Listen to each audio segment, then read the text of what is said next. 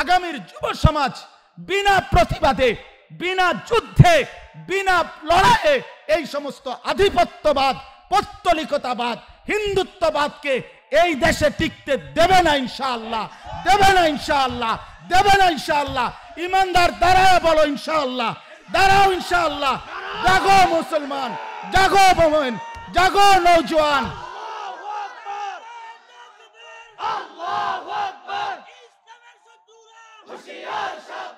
এদেশ ইসকনের না, এদেশ মুসলমানের। বলেন, এদেশ ইসকনের নয়।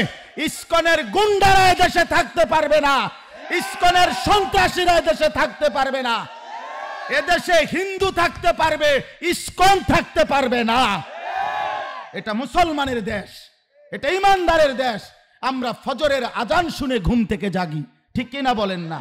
প্রয়োজনে 1 কোটি রক্ত যাবে, প্রয়োজনে 10 কোটি রক্ত যাবে, কিন্তু ইমানদারের বিজয়ী উঠবে, কালেমার পতাকাই উড়বে ইনশাআল্লাহ। যে জিহাদ ফি সাবিলিল্লাহ, কিতাল ফি সাবিলিল্লাহ বহুদিন যাবত আমাদের কাছে রীতিমতো ভয় আতঙ্কের বস্তু বানিয়ে ফেলেছিল। হিটলারের একজন মন্ত্রী ছিল, যে হিটলারের নাম সবাই জানেন, যে কুখ্যাত শাসক অ্যাডলফ হিটলার। তার একজন মন্ত্রী ছিল গোয়েবলস, তার নাম। ওর একটা থিওরি ছিল যে কোনো একটি মিথ্যাকে বারবার যদি পেশ করা হয়, বারবার যদি মিথ্যাকে বলা হয়, অব্যাহত প্রচারণা করা হয়, একসময় মিথ্যাটাও সত্যে পরিণত হয়েছে। নাউজুবিল্লাহ। এটা ছিল তার কথা, থিওরি। জন্য ইউরোপ, আমেরিকা, ইসলাম দ্রোহী দুশ্মনদের সবসময়ের একটা ষড়যন্ত্র এটা, যে ইসলামের বিরুদ্ধে যে কোনো জিনিসকে, মিথ্যা ভুলটাকে, অসত্য কথাটাকে এইভাবে অব্যাহত প্রচার করে যে এক সময় মুসলমানের দিলের মধ্যেও সেটা আতঙ্কের বস্তু হয়ে দাঁড়ায়। আমাদের নারীদের কাছে কিছুটা শিক্ষিত যে সমস্ত নারী, তো ওনাদের কাছে এই পরিমাণ পর্দা এবং ইসলামের পর্দা প্রথাটাকে এইভাবে আতঙ্কিত করে দিছে যে সেইটাকে রীতিমতো ভীতির বস্তু মনে করে। এসব দুশ্মনের অব্যাহত প্রচারণা, নারী স্বাধীনতা, নারীর অধিকার, নারী প্রগতি, নারীর এগিয়ে যাওয়া ইত্যাদি ইত্যাদি নাম দিয়ে এইভাবে প্রচারণা নারীকে বুঝাইছে যে নারী মনে করছে তার বাইরে বের হওয়া, পরপুরুষের মুখোমুখি হওয়া, নিজের শরীর যৌবন রূপ দেখানো, এটাই অধিকার, এটাই তার মর্যাদা। অথচ হাজারো লক্ষ লম্পট পুরুষের, যুবকের উপভোগের বস্তু হওয়া, এটা ইজ্জত কিভাবে, আমি এটা বুঝি না। এই পাগলের এত মাথা কেমনে খারাপ হইল? এটা কি ধরনের ইজ্জত? কোনো বেপর্দা নারী, বেহায়া নারী, সে যে রাস্তায় বের হয় যায়, যত লক্ষ যত হাজার পুরুষ তার দিকে তাকায়, বখাটে ছেলে তাকায়, তো তাদের কলিজার মধ্যে, দিলের মধ্যে কি অনুভূতি হয়, এটা যদি আলটা রিপোর্ট আইতো বা ইসিজি করা যাইতো, এটা যে রিপোর্টটা কি আসে, কলিজার রিপোর্টটা, তাইলে বোঝা গেল হইলে যে কি অসভ্য নোংরা কল্পনা আর জল্পনা। তাইলেই নারী বুঝতো তাকে নিয়ে রাস্তার দুই পাশের মানুষ কি ভাবে, যদি এই রিপোর্ট, এবং সেই রিপোর্ট আসবে হাসরের ময়দানে আসবে। ইন্নাস সামআ ওয়াল বাসারা ওয়াল ফুআদা কুল্লু উলাইকা কানা আনহু মাসউলা। আল্লাহ তাআলা বলেন, নিশ্চয়ই হাসরের ময়দানে কান, চোখ, ওয়াল ফুআদ মানে অন্তর, এই তিনটাই আমি আল্লাহ তাআলার প্রশ্নের উত্তর দিবে। আমি এই তোমাদের দিলকেও প্রশ্ন করব যে হে দিল বলো তোমাকে নিয়ে কি কি ভাবছিল, দিলের মধ্যে কি কি জল্পনা কল্পনা হয়েছে।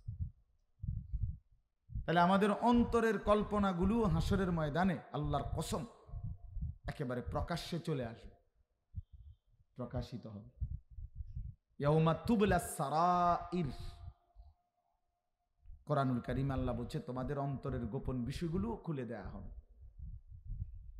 কোরআন শরীফে আছে আল্লাহ তাআলা বলছে আফালা ইয়ালামু ইদা বু'থিরা মা ফিল কুবুর ওয়া হুসিলা মা ফিস সুদূর। এই যে ওয়া হুসিলা মা ফিস সুদূর, তোমাদের বুকের ভিতরে অন্তরের ভিতরে যা ছিল সেইটাও, সেটার খুলাসা, সেটার সারাংশ সব বের হবে, প্রকাশ পাবে। যাই হোক, তা আমার বলার উদ্দেশ্য হলো এই দুশমনের একটা ষড়যন্ত্র সব যুগেই আপনার একটি মিথ্যাকে, অসত্যকে, ইসলামের বিরুদ্ধে কোনো একটা বিষয়কে দাঁড় করাইয়া এটাকে এইভাবে প্রচার করে যে এক পর্যায়ে সাধারণ মুসলমানের দিলের মধ্যে ভয় আর আতঙ্ক এবং ইসলামের মূল বক্তব্যটা মুছে যায়। এই যেমন জিহাদ ফি সাবিলিল্লাহ, এইটাকে এই পরিমাণ উগ্রতা, জঙ্গি, সন্ত্রাস ইত্যাদি ইত্যাদি নাম দিয়ে এই পরিমাণ নাটক, জঙ্গি নাটক এবং বিভিন্ন ধরনের নাটক সাজিয়ে এই পরিমাণ অব্যাহত প্রচারণা করছে। আর কিছুদিন যদি লাগাতার চলতে থাকতো, হয়তো একটা জেনারেশন, একটা প্রজন্ম 30 বছরের ব্যবধানে, 50 বছরের ব্যবধানে একেবারে শব্দটাই ভুলে যাইত, এই বিষয়টাই ইসলামের কিছু, জিহাদ এটা ভুলেই যাইত। কিন্তু রব্বে কারীমের অনেক বড় ইহসান ও কারাম যে আল্লাহ তাআলা দয়া করে 16 বছরের ব্যবধানে জালেমকেই সরাইয়া দিছে, ফলে ইসলাম বিজয়ী হয়ে গেছে। ইসলামকে বিকৃতি করার চূড়ান্ত পরিণতিতে আর পৌঁছতে পারে নাই। এই জন্য বললাম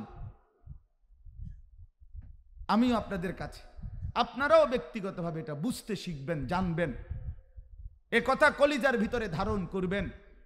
জিহাদ ফি সাবিলিল্লাহ, আল্লাহর রাস্তায় যুদ্ধ, দুশমনের মোকাবেলায় জীবন দেওয়া, শাহাদাতের খুন নজরানা পেশ করা, এটা যদি মুমিন ভুলে যায়, মুসলমান যদি ভুলে যায়, তো জিল্লতি আর লাঞ্ছনা ইমানদারের উপরে আসবেই আসবে।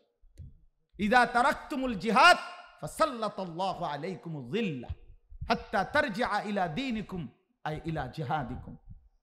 নবী সাল্লাল্লাহু আলাইহি ওয়াসাল্লাম বলেন, যখন তোমরা জিহাদ ছেড়ে দেবে তো তোমাদের উপরে জিল্লতি লাঞ্ছনা এসে চাপবে, যতক্ষণ পর্যন্ত তোমরা জিহাদের দিকে ফিরে না আসবে।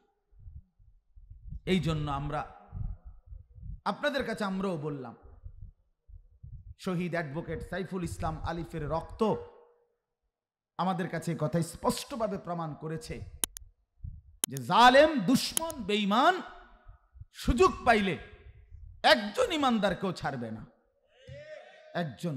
অনেকে মনে করে হুজুরদের এগুলা নিয়ে এত মাথা ব্যথা কেন, হুজুররা এত কিছু নিয়ে ভাবে কেন, এত উত্তেজিত কথা বলে কেন, মানুষের মধ্যে উস্কানি দেয় কেন, ইত্যাদি ইত্যাদি।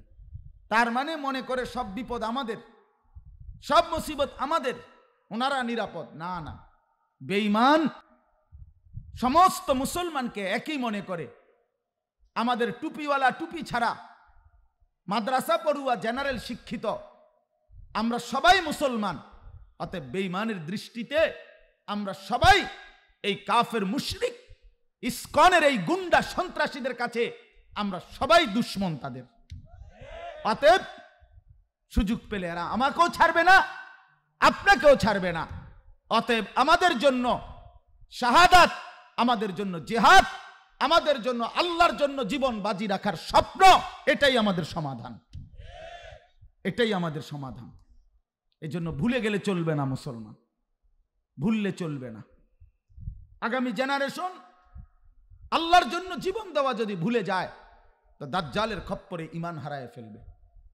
আগামী প্রজন্ম এটা মনে রাখতে হবে, আগামী প্রজন্ম, আগামী জেনারেশন আজ কিংবা কাল যেই কোনো সময় ইমাম মাহদির সাথে যুদ্ধ করতে হবে, লড়াই করতে হবে। এই জন্য আমি অনুরোধ করছি, আমার এই প্রসঙ্গটা মূল প্রসঙ্গ না, আপনাদের কাছে অনুরোধ, জিহাদ ফি সাবিলিল্লাহ, কিতাল ফি সাবিলিল্লাহ, আপনি দয়া করে আপনারা কেউ এটা নিয়ে কোনো ভুল এবং ভ্রান্তির মধ্যে থাকবেন না, বরং কোরআনুল কারীমের প্রায় 600 চাইতে বেশি আয়াতের মধ্যে মহান আল্লাহ পাক রব্বুল আলামিন জিহাদের কথা স্পষ্ট বর্ণনা করেছেন। তাহলে এটা অস্বীকার করার মতো বিষয়?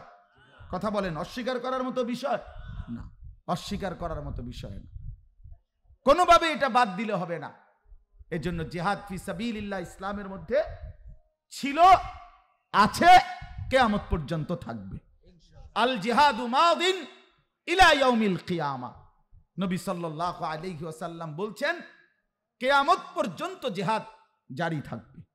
রাসূলুল্লাহ সাল্লাল্লাহু আলাইহি ওয়াসাল্লাম বলছেন এই উম্মতের মধ্যে সর্বদাই লা তাজালু তাইফাতুম মিন উম্মতি যাহিরিনা আলাল হক, হকের উপরে প্রতিষ্ঠিত, আল্লাহর জন্য জান বাজি রাখবে এমন হিম্মতওয়ালা একটা দল আমার উম্মতের মধ্যে সর্বদাই থাকবে, সর্বদাই। এমনকি সর্বশেষ কাফেলা ইমাম মাহদি এবং ঈসা আলাইহিস সালামের সাথে অন্তর্ভুক্ত হয়ে দাজ্জালের বিরুদ্ধে লড়াই করে দাজ্জাল এবং দাজ্জালের পক্ষীয় সমস্ত বেঈমান শক্তিকে পরাজিত করে সারা পৃথিবীতে আল্লাহর জমিনে ইসলামের পতাকা, কালেমার পতাকা, শান্তি, সুখ আর সমৃদ্ধির পতাকাই উড়াবে ইনশাআল্লাহ। অতএব সময়ের ব্যবধান হইতে পারে, বিজয় মুসলমানের। বিজয় কার বলেন না? মুসলমান। মুসলমান কখনোই সংখ্যা দিয়ে হিসাব করে না।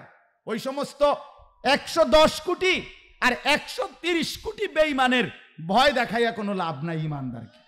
ইমানদার 130 কোটিও বোঝে না, 110 কোটিও লাগে না। আমাদের শুধুই একজন, আগেও ছিল একজন, এখনো একজন, আগামী তো একজন, তিনি আল্লাহ।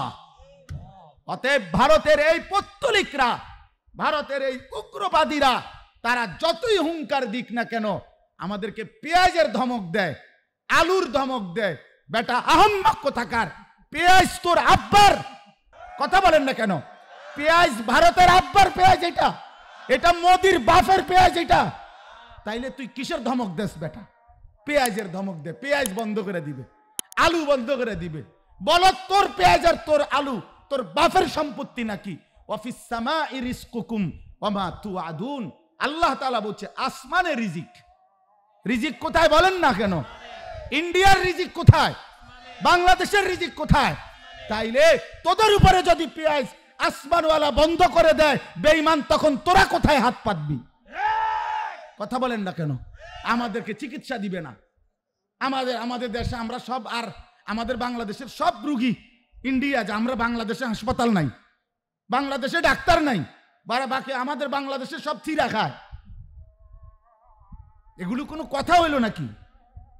ইমানদার ইনশাআল্লাহ আমাদের আগামী জেনারেশন, আগামী প্রজন্ম, আগামীর তরুণ সমাজ, আগামীর কিশোর সমাজ, আগামীর যুব সমাজ বিনা প্রতিবাদে, বিনা যুদ্ধে, বিনা লড়াইয়ে এই সমস্ত আধিপত্যবাদ, পৌত্তলিকতাবাদ, হিন্দুত্ববাদকে এই দেশে টিকতে দেবে না ইনশাআল্লাহ, দেবে না ইনশাআল্লাহ, দেবে না ইনশাআল্লাহ। ইমানদার দাঁড়াও, বলো ইনশাআল্লাহ, দাঁড়াও ইনশাআল্লাহ। জাগো মুসলমান, জাগো মোমেন, জাগো নওজোয়ান।